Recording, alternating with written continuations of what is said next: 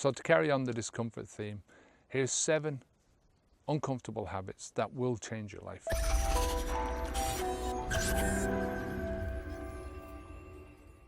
How you doing?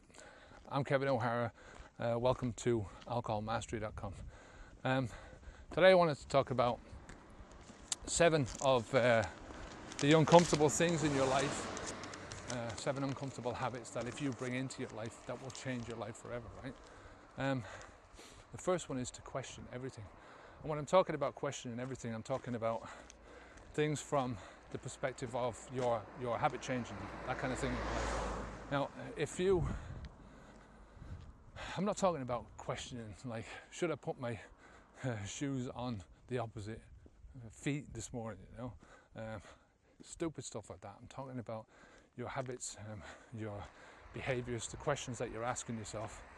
I'm talking about, just your judgments, when you make a judgment about something, when you sit there and you're drinking that drink, question it, question, is this the right thing for me to do? What's this going to do to me? Think about these things from that perspective. Think about your culture and question your culture, because just because people have been doing something for 1,000 years, it doesn't mean to say that it's right. It doesn't mean to say that it's right for you or for anyone else in your life, right? So question that. Question your personal culture. Within the culture, we've got the culture of our neighborhood. We've got the culture of our friendships. We've got the culture of ourselves. You've got a personal culture going on in your head, and you should be also questioning that personal culture. So I do this every day, or I do that every day. Is this the right way to do this? Is this the most efficient way of doing this? Is this the way that it's going to bring me the best benefit? You understand what I'm saying? So that's the first one, is just to don't take anything for granted, right? Don't take anything that you're doing now as being the best way of doing it. Don't take anything as that what you're doing, because most of the stuff that you think is right is probably not right. There's probably a lot of room for improvements in so many different areas of your life, and the only way you're going to uncover those is to question and to sort of ask yourself, is this the right way of doing it? Am I on the right path? Am I talking to the right people? Am I in the right environment? A lot of the times you won't know what you're doing until you've changed something else about yourself. I've said this again about my own drinking, is that it was only when I stopped drinking that I started uncovering other things about myself that I didn't know I needed to change beforehand, that I didn't know were causing me problems. I've talked about, I did a video about quitting all drugs, right? Quitting caffeine and stuff. And I sort of gave the impression in that video that I quit caffeine because caffeine was a drug, and because it was a drug I'd quit, right? And that's not the reason at all that I quit because it's a drug, right? If a drug is going to do me some good, I'm going to take it, right? I'm not going to be foolish that way. If I've got a disease and the only way to get rid of that disease is by taking this drug, then I'm going to take it, right? If I've got a banging headache, right, and the only way I'm going to get rid of that headache is to take a paracetamol or whatever, I'm going to take the paracetamol. Don't get me wrong there. But, I don't want to continue taking something, continue doing something just because I've always done it in the past, right? So you have to question these things. I stopped drinking, and because the alcohol, that feeling of drinking alcohol, because that sort of took over everything else that I was doing in my life, that feeling, that hangover feeling, that was, it affected everywhere else in my life. It infected all the other parts of me. I didn't feel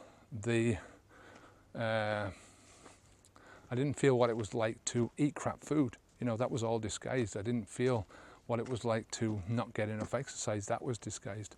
Didn't feel what the caffeine was doing to my body. I didn't feel what the salt was doing to my body. This is the latest one that I've taken out. Or the processed sugars, right? These are all things that you learn, and you unpeel one layer of the onion, right? And you come up with, you know, you get to the next layer down, so you take that alcohol away, right? And then you feel this thing is going on. You think, well, what's causing this, you know? Coffee, for instance, with me, I stopped drinking coffee because I went on a juice detox, juice reboot. So I wanted to reboot for my salt, actually, because I was eating too much salt, and I just wanted to get away from the salt for a month and reboot my taste buds, right? So I went on a pure juice diet. But I also stopped drinking coffee, and it was after a month of staying away from the caffeine, when I drank the caffeine, then I noticed what it was doing to me. I noticed the effect, and I didn't like the effect. So that was the reason I stopped drinking the coffee. But I wouldn't have done that if I hadn't questioned the salt, right? So anyway, that's the first thing, is the salt. The salt. First thing is to question everything, to question what you're doing. The next thing is to be completely honest with yourself. You know, there's no fool but the fool that fools himself. You know, if you can't be honest with yourself, then, you know, you might as well just stop here and do nothing, because you're your own worst enemy. You've got to be truthful. You've got to sort of say to yourself, well, you know, this is where I am. This is the reality of the situation. You know, and as I say, sometimes you don't know the reality, but sometimes we hide from the reality, right? We don't want to see the reality. So we, you know, hide ourselves away from it. We tell ourselves bullshit stories so that we don't have to face up to those realities. And a lot of the times those stories are underneath the surface, and you can't really help them. But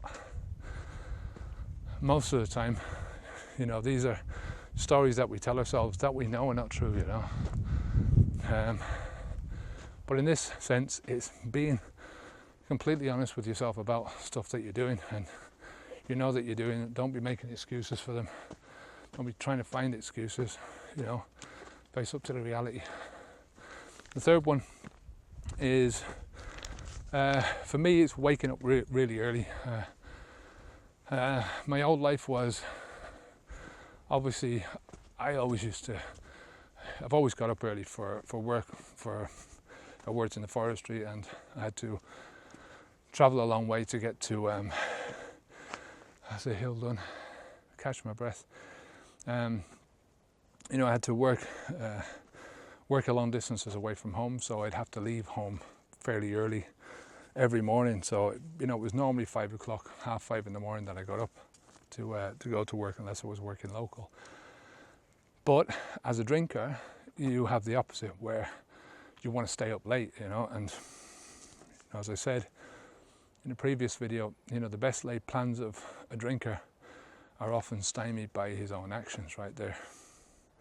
You plan to do something, you plan to get something done at the end of the week, and it's not done by the end of the week because you've decided to go out on a binge, you know, and you've drank. Either you've wasted time during the day when you should have been doing something, or you've wasted time because the next day you weren't capable of doing that, right? So now for me, it's just straight line, up early every morning. There's nothing that holds me back, you know. There's no hangovers anymore. There's no getting sidetracked by an addiction, right? There's none of that. There is no addiction, right? You know, all the addictions in my life I'm trying to get rid of. All the things that are holding me hostage, that I'm holding myself hostage over, I'm trying to eliminate those, and I will eliminate them one by one. But the point is that, you know, now I get up early every morning. It's a time when I'm the freshest. You know, my brain is the most creative. I can get things done. I can do a lot of thinking in the morning. You know, when I'm doing these videos, it's the first thing that I do. You know, I normally get up about 4, half 4. I do a little bit of work. I have my morning juice. I have a couple of half litres of water, and I do a little bit of work before I leave the house, you know, and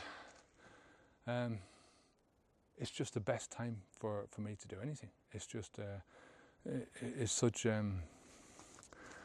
boon for me, you know. Before anyone gets, I get most of my work done before midday, and the work that I get done after that then is just like, it's sort of pissing around work. It's you know, it's not serious work, but I get most of my serious work done in the morning, and it's changed my life, you know, not just to get up early every morning, but to consistently get up early every morning and consistently do that without the hangover, you know. I remember going to bed, you know, 2 o'clock in the morning, pissed out of my head, you know, lie down, go into a coma, and then I'd wake up at 5, you know. That's getting up early, but I'd be in such a state, you know, physically and mentally, that there was just no way I was doing anything, you know. I'd just curl up on the couch or curl up in front of the computer or whatever it was, you know. So consistently get up early in the morning every day without a hangover. It'll change your life. Anyone who gets up early every morning knows this, you know. I know there's people that say, oh yeah, well, I'm not a morning person. Yeah, obviously, you know, if you don't get up in the morning, then you're not a morning person. But that's not, you know, it's just because you don't do it. It's not because you're not built for it. We're all built for that, you know. Do you think there was any caveman that said, yes, no morning person, me. No, I don't. I get up when it gets dark. No. Every single human being got up when it fucking got light, because they had to do shit during the day, you know. They had to get out there and get things done. That's what we're designed to do. You know, that's what we're wired to do. Wake up when the sun comes up and go to bed when the sun goes down. You know, it's how you function at your peak. And if that's what you want to be, that's where you're trying to get to, the self-actualized person, the best person that you can be, then get up when the sun comes up. Get up before the sun comes up and go to bed when the sun goes down, you know, and live your life around those principles. The next one is to create. I think, you know, being a creative person, everyone is a creative person. If you can imagine, if you can think about, if you can dream up and imagine things for your future, or imagine how something should be or ought to be or could be, and then you're a creative person, you know. I used to always think, no, I'm no good at painting, I'm no good at doing this, I'm no good at maths, I'm no good at music, I can't play an instrument.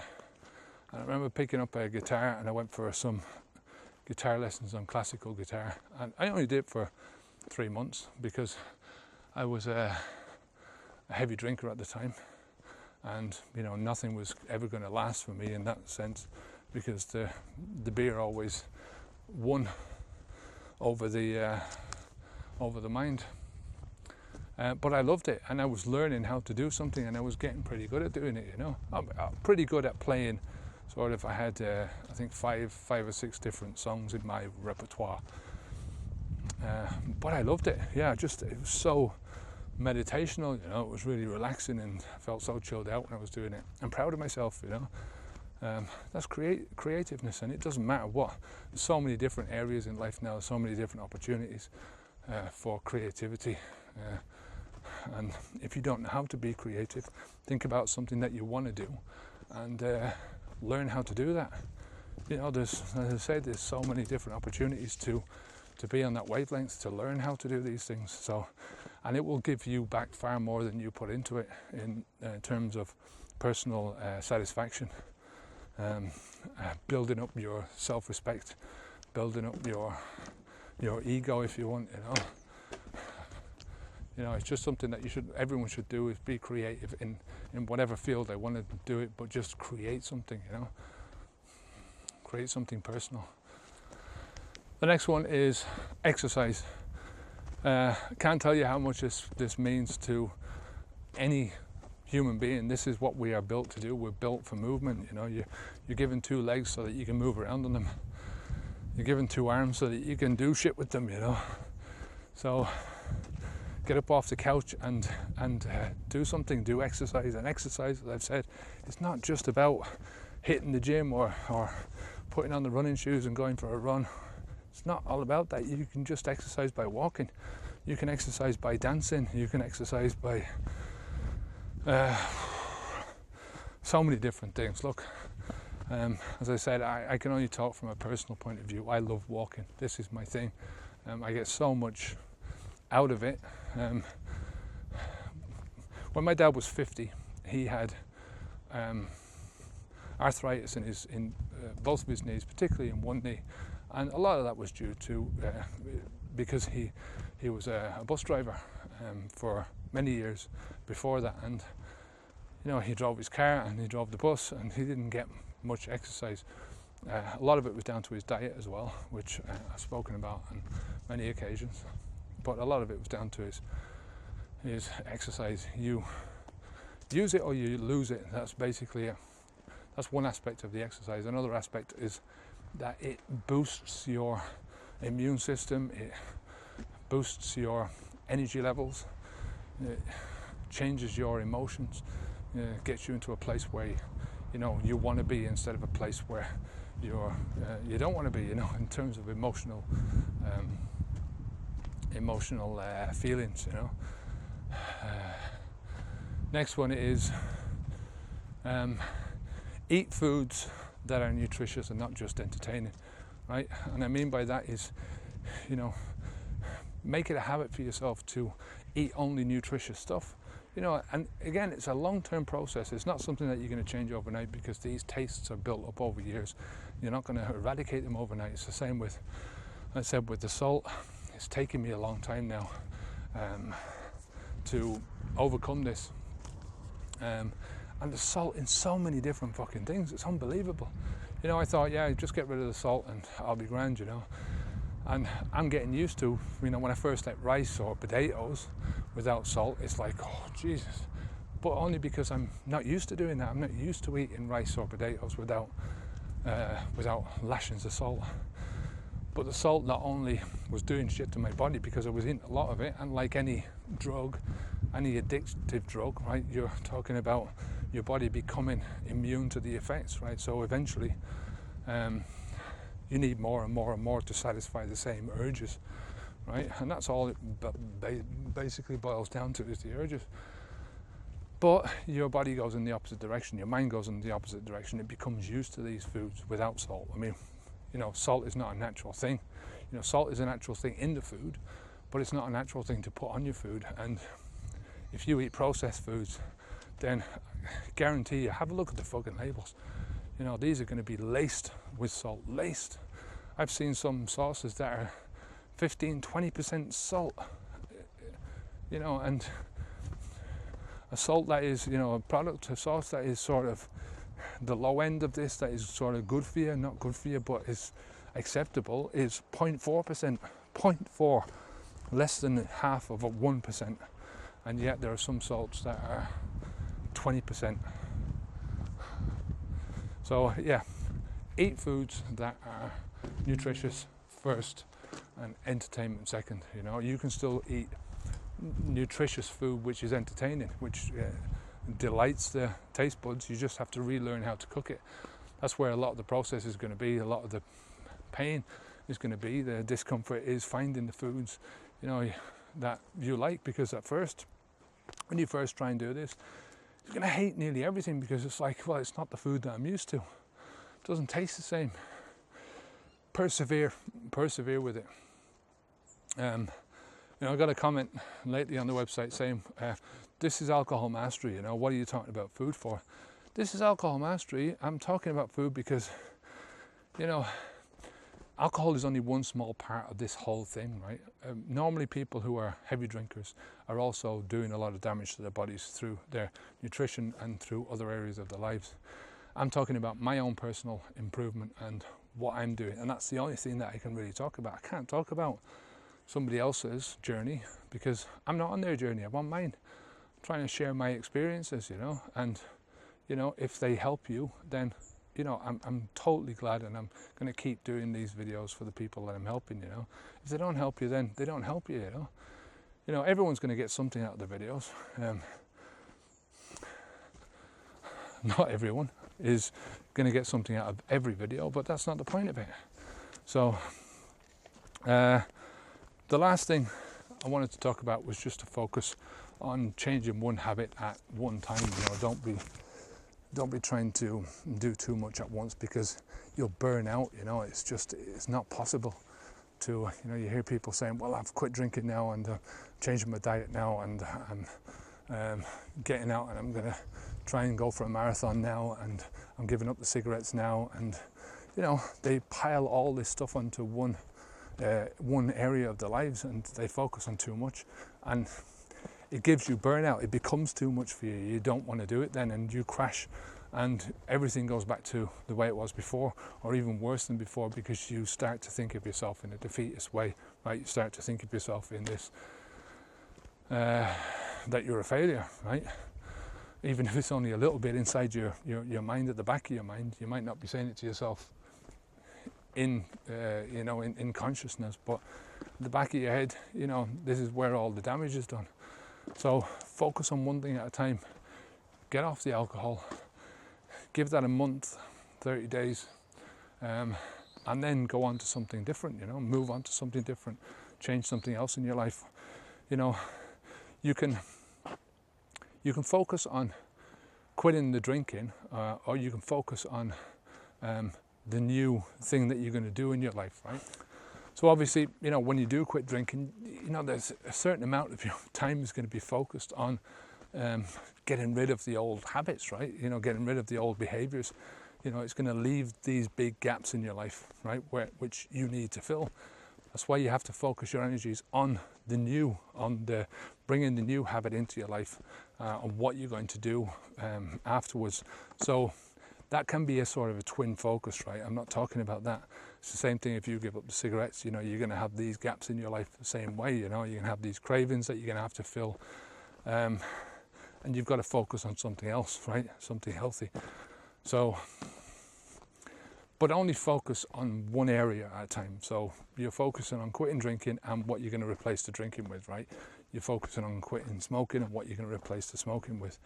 You're going to focus on your nutrition and how you're going to replace the old food that you were just eating for entertainment value with good nutritious food that you're now going to eat because it's good for your body, right?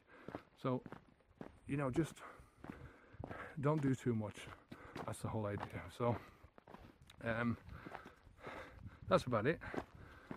There's 7 different habits that if you bring into your life, they will radically change your life, you know. And as I said, the last one there, you know, don't be trying to focus too much on all of these at once, you know, but think about them, keep them in the back of your mind. Question everything, be completely honest with yourself, wake up early, get your creative hat on and start creating stuff. Exercise and get exercise into your life. Bring some form of exercise, no matter what kind of exercise it is. Movement is the key here, you know.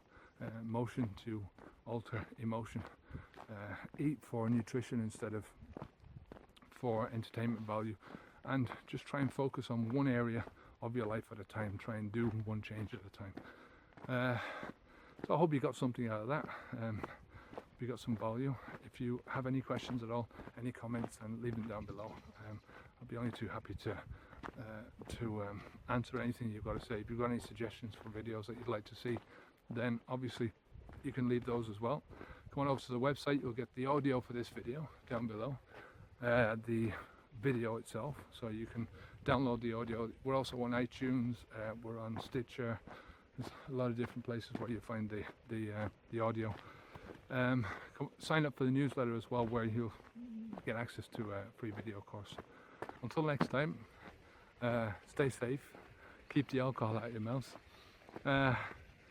You know, all the time aim your focus on habit growth, right? On being a better person, you know, being the best person that you can be yourself, and only you know what that person is going to be like, you know.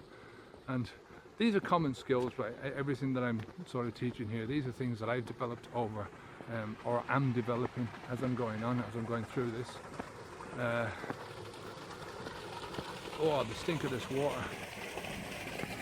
This is it's feeding the. You see that?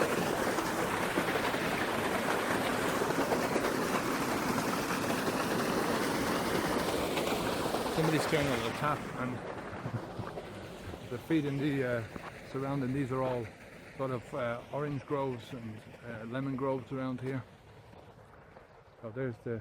I mean, you've seen all the lemon groves that have gone by them. The orange groves as well.